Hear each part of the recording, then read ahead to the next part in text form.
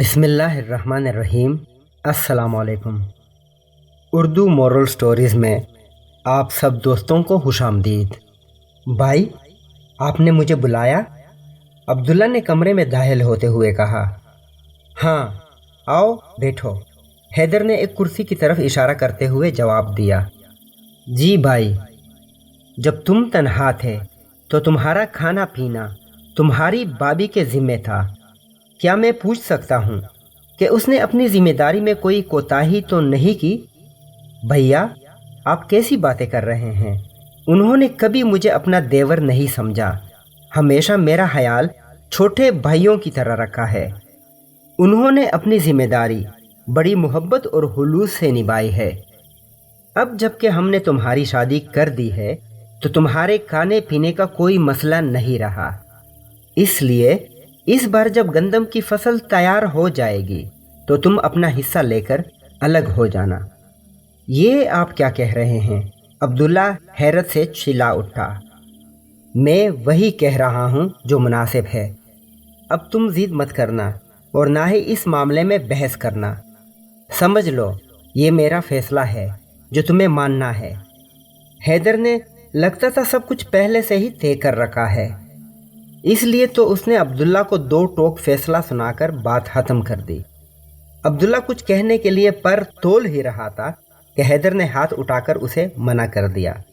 میں نے پہلے ہی تمہیں بتا دیا تھا کہ میں تمہاری کوئی بات نہیں سنوں گا۔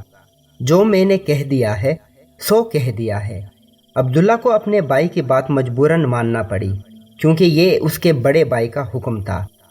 پورا علاقہ اس کے بھائی کی بات مانتا تھا تو وہ کیسے نہ مانتا؟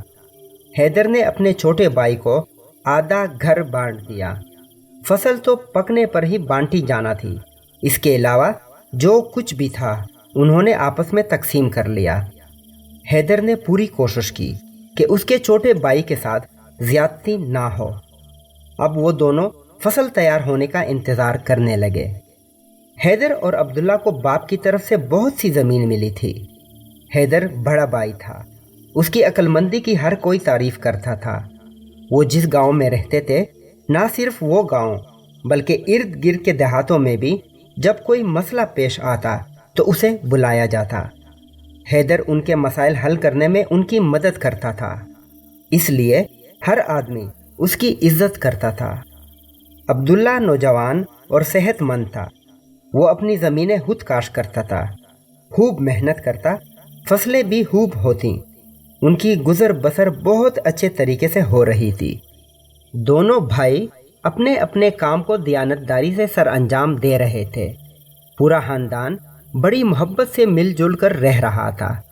بڑے بھائی کی اولاد بھی تھی، اس کے باوجود کوئی مسئلہ پیش نہیں آتا تھا۔ کچھ عرصے بعد عبداللہ کی شادی کر دی گئی۔ اس کی بیوی زیادہ عقل مند نہیں تھی۔ کچھ لوگوں کی باتوں میں آ کر وہ اکثر اپنے شوہر سے کہتی رہتی، ساری محنت آپ کرتے ہیں، جب صلہ ملتا ہے تو اس میں آپ کے بڑے بھائی، ان کی بیوی اور بچے بھی شامل ہو جاتے ہیں۔ یہ کیا بات ہوئی کہ محنت کوئی کرے اور عیش کوئی دوسرا کرے؟ عبداللہ اسے سمجھاتا، تم تو پاگل ہو، میرا بھائی تو گاؤں کا چودھری ہے، وہ کیسے کھیتوں میں محنت کر سکتا ہے؟ پھر بھی انہیں کچھ خیال کرنا چاہیے۔ جتنا رزق اللہ تعالیٰ نے ہمارے حصے میں لکھ دیا ہے وہ ہمیں مل رہا ہے، ہمیں اور کیا چاہیے؟ اس کی بیوی کی عقل میں یہ بات نہ آتی، اسے جب بھی موقع ملتا وہ بات ضرور کر جاتی۔ ہوتے ہوتے یہ بات بڑے بھائی کے کانوں میں بھی پہنچ گئی۔ اس نے سوچا کہ اس سے پہلے کہ حالات خراب ہو جائیں، مجھے چاہیے کہ میں اپنے چھوٹے بھائی کو اس کا حصہ دے کر الگ کر دوں۔ یوں ایک دن حیدر نے عبداللہ سے بات کر کے اسے الگ کر دیا۔ عبداللہ کی بیوی تو یہی چاہتی تھی، اس کی خواہش پوری ہو چکی تھی، اس لیے اس کی خوشی کا کوئی ٹھکانہ نہیں تھا۔ فصل تیار ہو گئی تو اسے کاٹ کر ایک بڑا کھلیان بنا دیا گیا، تھریشر لگی اور پھر انہوں نے گندم آپس میں بانٹ لی۔ حیدر نے عبداللہ سے کہا، میں چاہتا ہوں کہ گندم رات کی تاریکی میں اٹھائی جائے تاکہ ہمارے الگ ہونے کا کسی کو بھی علم نہ ہو۔ یہ نہ ہو کہ لوگ کہیں کہ دوسروں کے جھگڑے نپٹانے والے کا گھر ہت پھوٹ کا شکار ہے۔ بھیا میں بھی یہی چاہتا ہوں۔ کھیت گاؤں سے کچھ فاصلے پر تھے، اس لیے حیدر نے عبداللہ سے کہا، ایسا کرتے ہیں کہ باری باری ہم میں سے ایک گندم گھر لے جائے گا، دوسرا یہاں پہرا دے گا۔ اب تم گندم لے جاؤ۔ عبداللہ نے گندم کی بوری اٹھائی اور گھر کی راہ لی۔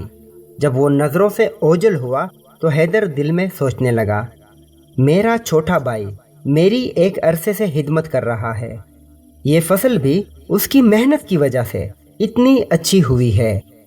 میری تو اس پورے علاقے میں عزت ہے، اگر میرا اناج کم پڑ گیا تو میں تو کسی سے بھی مانگ لوں گا، وہ مجھے انکار نہیں کر سکے گا۔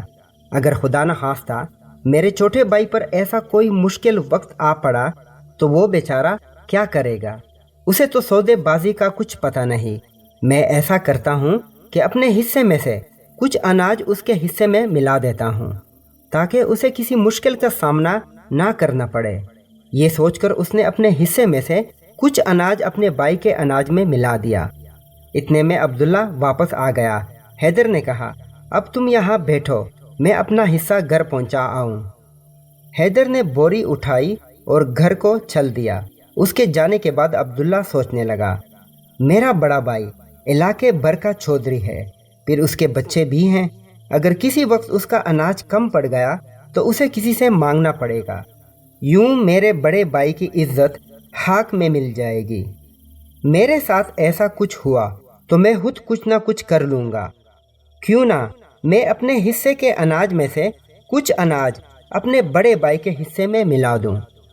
اس نے اپنی اس سوچ پر عمل کرنے میں کوئی تاخیر نہ کی۔ حیدر واپس آیا تو عبداللہ نے بوری اٹھائی اور چل دیا۔ حیدر نے پھر اپنے اناج میں سے کچھ اناج اپنے چھوٹے بھائی کے حصے میں ملا دیا۔ عبداللہ واپس آیا تو اس نے بھی حیدر کے جانے کے بعد یہی کام کیا۔ ساری رات گزر گئی، ان کے گودام بھر گئے، مگر اناج کی ڈھیریاں کھلیان میں اتنی ہی رہیں، ان میں ذرا سی بھی کمی بیشی نہیں ہوئی تھی۔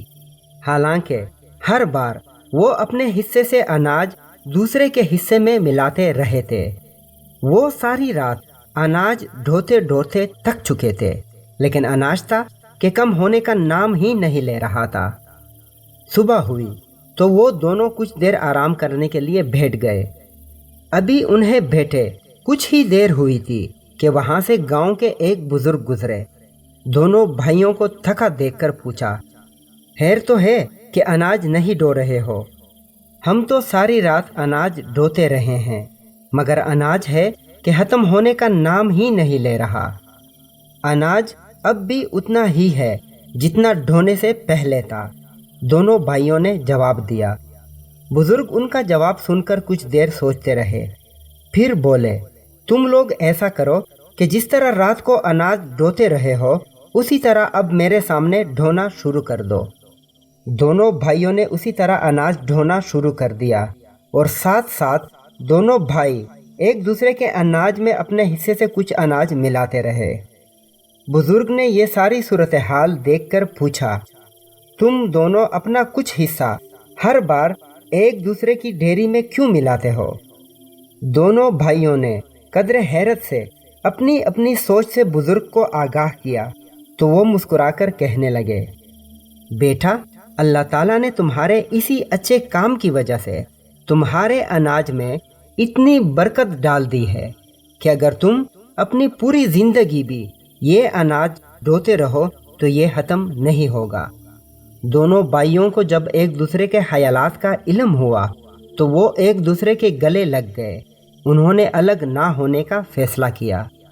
جب عبداللہ کی بیوی کو اس بات کا علم ہوا تو وہ بہت شرمندہ ہوئی۔ اس نے اپنے میاں، دیور اور اس کی بیوی سے معافی مانگی۔ یوں دونوں بھائیوں نے پہلے کی طرح اپنے اپنے کام سنبھال لیے۔ اس کے بعد ان کے درمیان کوئی مسئلہ نہ ہوا۔